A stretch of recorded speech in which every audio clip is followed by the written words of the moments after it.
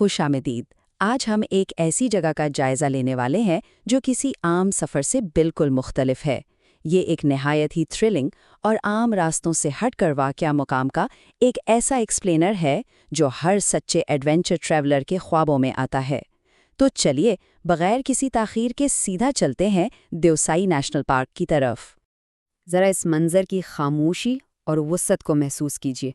Park के मगरबी हिस्से में वाक़ शेवसर झील का शफ़ाफ़ पानी बिल्कुल एक आईने की तरह नीले आसमान का अक्स पेश कर रहा है।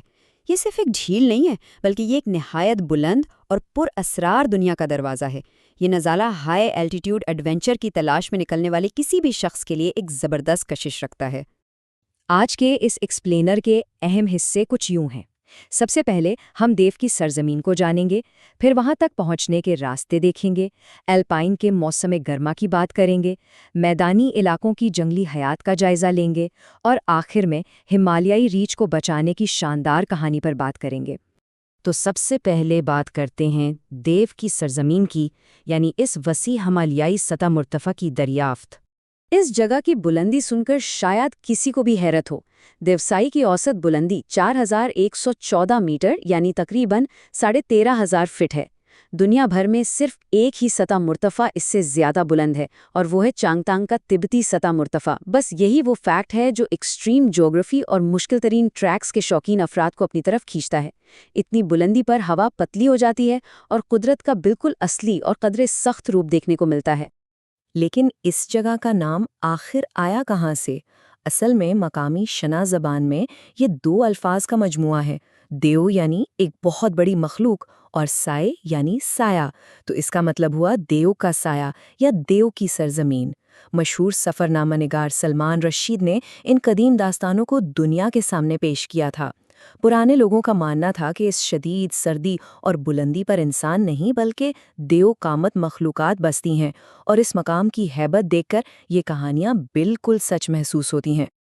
इन सरसब्ज मैदानों की वुसअत का अंदाज़ा इस बात से लगाएं कि नज़र सीधी बर्फपोश चोटियों तक जाती है। ये पार्क 843 मुरब्बा किलोमीटर के वसी रकबे पर फैला हुआ है, जो कराकरम और मगरबी तिब्बती सतह मुर्तफ़ा के एल्पाइन स्टेप एको रीजन का तहफ़्फ़ुज़ करता है।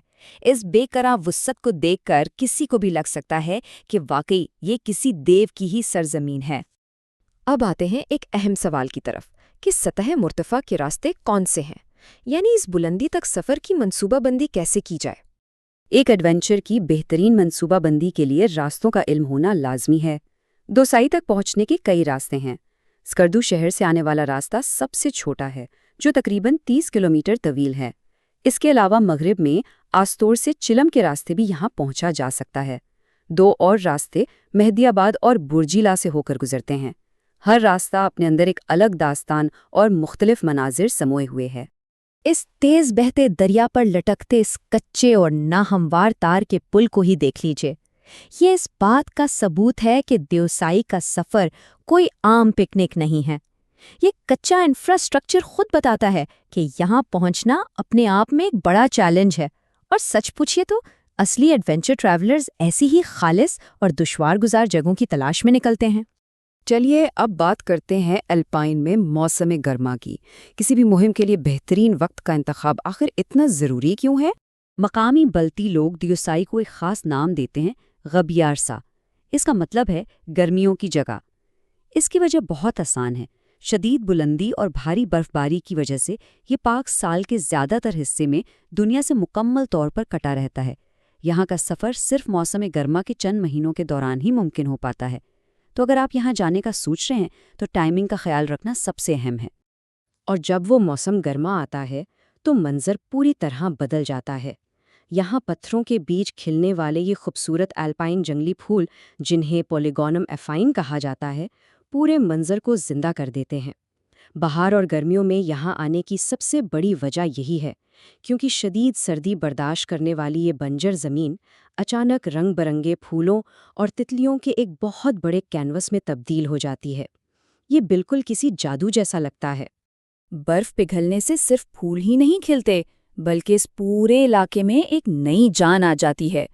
अब इस बड़ा पानी दरिया को ही ले लीजिए, जो पार्क से गुजरने वाला सबसे बड़ा दरिया है। گرمیوں میں جب برف پگھلتی ہے تو اس دریا کا تیز بہاؤ ان سرسبز میدانوں کے لیے زندگی کی علامت بن جاتا ہے۔ اب رخ کرتے ہیں اس مقام کی ایک اور بڑی کشش کی طرف، میدانی علاقوں کی جنگلی حیات، یعنی 13,000 فٹ کی بلندی پر قدرتی مخلوقات سے ایک انوکھی ملاقات۔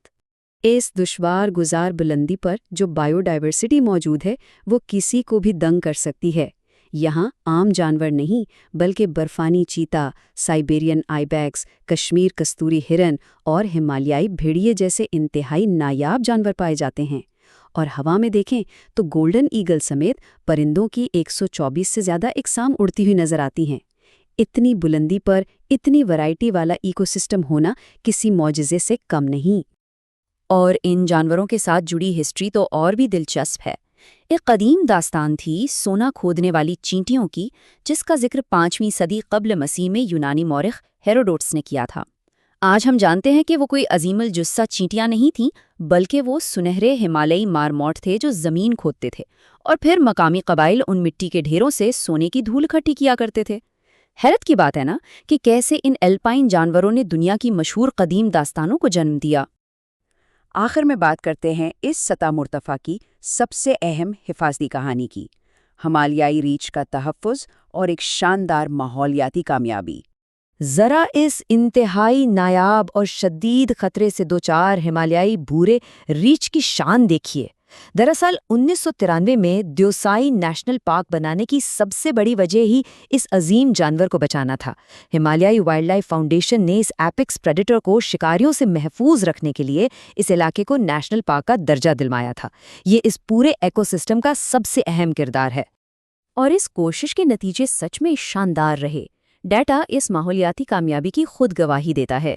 1993 میں یہاں صرف 19 ریچھ بچے تھے، لیکن حفاظتی کوششوں کے بعد 2005 میں یہ تعداد بڑھ کر 40 ہو گئی اور 2022 آتے آتے یہاں 78 ریچھ ریکارڈ کیے گئے۔